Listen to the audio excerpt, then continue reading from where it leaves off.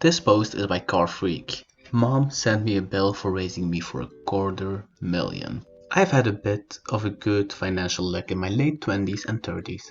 My dad died in 2007, and my mom has been riding his life insurance settlement into the ground. She overspent it, like she bought 3 brand new Mercedeses among a ton of other idiotic purchases since 2007, and is now having to Airbnb her house to make ends meet. In the past 4 months, I've been giving her over 5 grand to keep her afloat. Today, I received an itemized bill in the mail totaling lodging, food, schooling, entertainment, and vacation expenses that she incurred since the time I was born. The bill exceeded $250,000.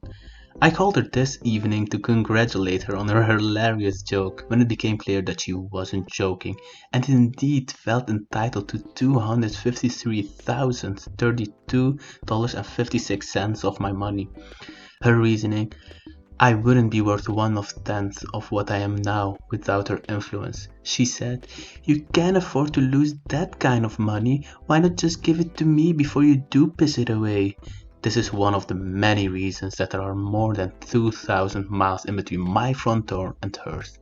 This is the last reason I needed to never give her another penny of my money. I've got a therapy appointment on Monday. I can't wait to bring this bullshit up. Like, this is just ridiculous. Like, good luck on your therapy appointment. I hope it goes well. But like, a mother that feels entitled to $250,000? Younger cousin and his entitled dad expected me to give him a brand new Apple laptop.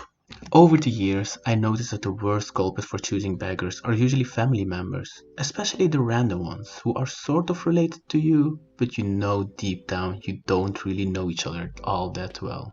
This incident actually occurred quite a long time ago, over 10 years ago to be specific, and I've almost forgotten about it until someone reminded about it last weekend.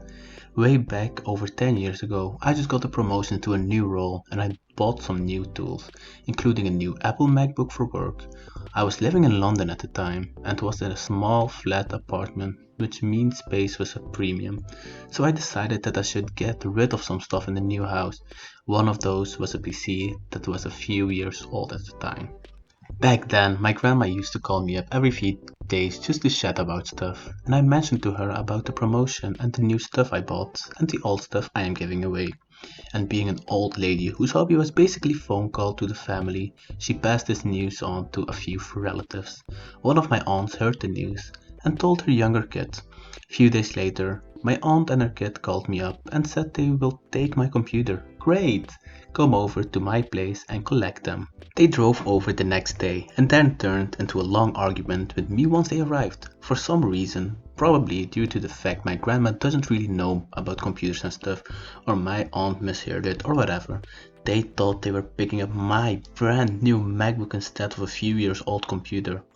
My aunt, being an adult, was at least understood it must have been a miscommunication. My little cousin though was throwing a huge tantrum over it in my house. He kept going on about how crap the specs of the machine is and how it would be useless to him. And bear in mind, he wasn't like an 8-year-old at the time. He was 13 years old. Still a kid, but I know, but should be at an age of which he should understand that his distant cousin, me, is not gonna randomly give him a brand new computer just from homework. My aunt was trying to just get the computer out of my place, and I just wanted to get them and the computer out of my house, and my girlfriend just wanted all the crying to stop. Yep, 13-year-old boys crying was quite a scene. At the end, they just left, empty-handed of course, since the kid doesn't want the old PC and I wasn't ready to give him a new one. I thought that was that, but then later that night, my uncle, my cousin's entitled dad, called me up and demanded an explanation of why I backed out on the deal and that was not a way to treat the family, etc, etc. The phone call ended up with me hanging up on him, which led to a lecture from my grandma the next day over the phone, and took me an hour to explain what happened, and that led to a lecture from her to my uncle, which led to more phone calls and arguments. My uncle complained that now his son has no computer to use, and I told him he can still pick up my computer, which is still sitting in my house at the time. I didn't get an answer until 2 days later, and he sent me a list of things he wants me to upgrade to the computer that I am planning to give away with my own money.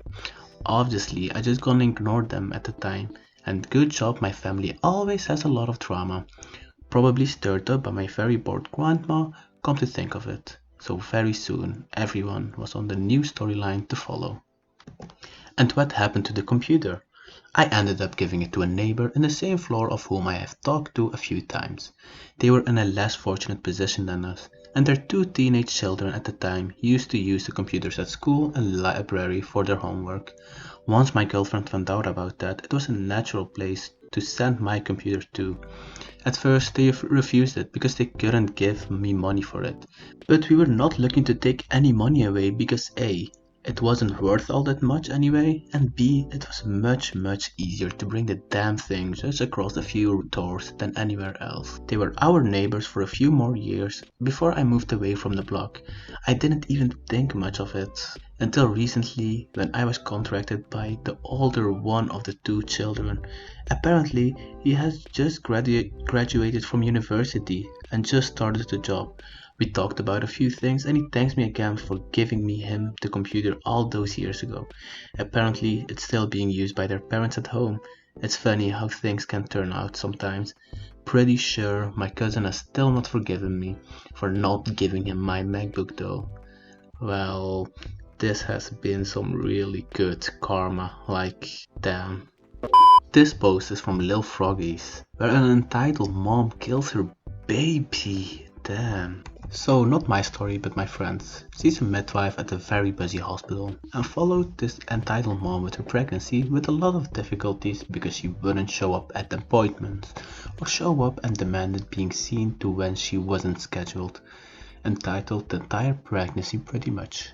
Anyways, come to the end of her term. I expect she doesn't go into labor. No big deal at first, she would just have to come in every few days for my friend to check on the baby and see if she needs to get induced. Except she straight up refuses to get induced. My friend advises her that for now she doesn't have to be. But later, if she doesn't go into labor, she'd be risking her life and the baby's and sets up an appointment for a few days away. A few days later, she's a no-show, so my friend calls. Her patient refuses to go in because she doesn't want to be induced and that her and God know best, it'll come naturally. My friend calls every few days to try to convince the lady to come in and finally gets the husband on the phone, explains the risks to him. He convinces the lady to come in for a checkup. Still no sign of labor and at this point she's quite a bit overdue. My friend explains once again that the EM has to get induced, otherwise she risks the baby and her own life. But the entitled mom says the same thing. God and her knows best. My friend tells her baby will die if she leaves the hospital, but the entitled mom demands to be discharged. The hospital cannot keep her against her will, since neither her or the baby aren't in immediate danger, meaning she could still maybe wait a day or two if monitored to be induced, so my friend has to let her go. Fast forward a few weeks later, EM is now way past being 3 weeks overdue. 2 weeks overdue is usually the very limit for most hospitals, and comes back complaining of stomach pain. My friend orders an immediate induction and checks with a quick echo to confirm her suspicions. The baby died in the womb because the entitled mom refused being induced and her placenta rot. My friends told me it was awful in the delivery room, not only because they were delivering a dead baby, but also because of the smell of the placenta and the baby. The stomach pains the mother was complaining about was the infection from the rot, and the entitled mom didn't even blame herself. She just shrugged it off as God's will, and it wasn't meant to be. She made a full recovery and was let go from the hospital, totally plans and trying for a child again.